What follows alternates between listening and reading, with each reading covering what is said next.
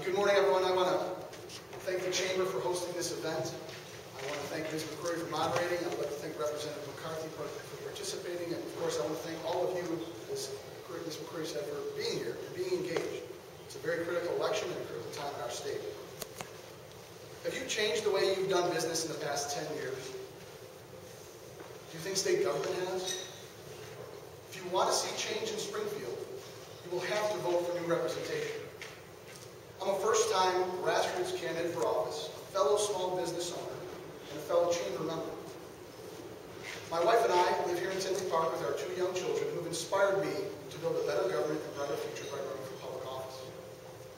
Since I independently launched my campaign, I focused on 3 key issues: job creation, government reform, and taxes and spending. What has state government done to help you grow your job and your business in the state? It has actually chased hundreds of thousands of jobs from Illinois. And business owners have told me that if things do not get better and do not change, they will leave too. We need pro-jobs policies to attract businesses and create lasting opportunities for our residents. We must have a more accountable and transparent government, and we must end the wasteful spending in Springfield. How much money do you think our state wastes each year? Well, no one knows for sure, but we can learn if we conduct a forensic audit of our state spending, which I support, but has never been done.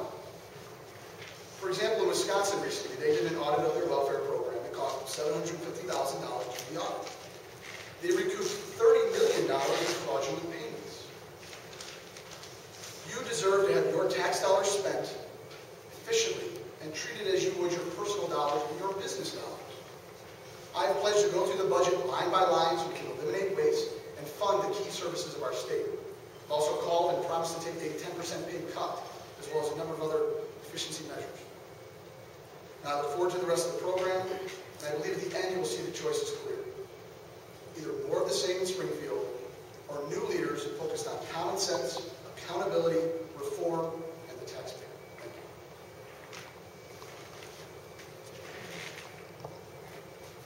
Well, thank you for being here. I join Mr. Junkas in welcoming you, and thank you for coming out here. And it's great to see so many businesses represented. I've been to quite a few of these meetings, and many times the attendance is not as great. So I hope that means that our businesses are starting to go back. My name is Kevin McCarthy. I'm the 7th term incumbent in the House of Representatives in Springfield.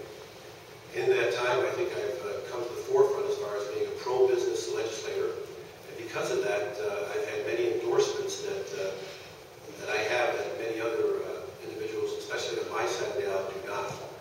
I don't know exactly how the governance works between the different organizations, but I have been endorsed by the Illinois State Chamber of Commerce for my work on many issues in Springfield. I was unanimously endorsed by the South Suburban Chamber of Commerce for my work. And I don't think if you had, when you have a 14-year record, you don't talk about, it's out there. It's out there for them to judge. They've looked at it closely, and both of those large organizations have come out in my favor. Yesterday, the Chicago Tribune, certainly not a pro-democratic newspaper, also supported my candidacy. As I go door to door and listen to the people of our area, I'm pleased to say that they are optimistic. They know we've been through one of the toughest times in the history, especially for those of us in my generation, the toughest economic time in our entire history. But we are coming back. We are finally seeing some numbers that are encouraging as far as the state budget goes. Our 2 biggest revenue sources in the last 2 months, we'll get the September numbers very shortly, but both July and August, finally we saw some increases where we have seen decreases compared to the previous year's months for about 27 months in a row. So while that's good news, that doesn't mean the spending can start. We need to level it off and we hold the spending right where it's at, because we still have some very tough times ahead. But I think I've proven over the time, and that's why I have those endorsements, that I'm willing to make the tough decisions. I do very quickly want to read something to you that maybe you wonder, why does our state chamber get involved? Why does our local South Suburban chamber get involved?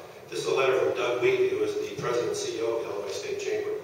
On May 6th, he wrote me and said, "Dear Representative McCarthy, I have given this to your president and also to Mr. McQuarrie, so I'm just not making this up as I go along.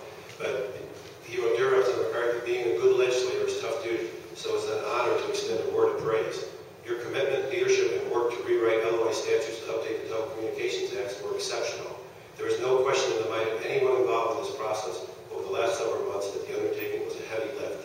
It was obvious that you applied yourself and engaged in the intellectual education necessary to understand and explain detailed issues to your colleagues, and many other interested parties.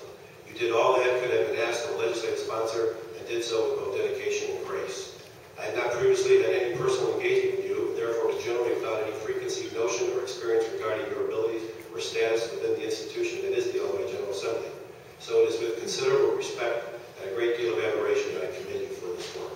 I think that says the most of why this #1 business group in our state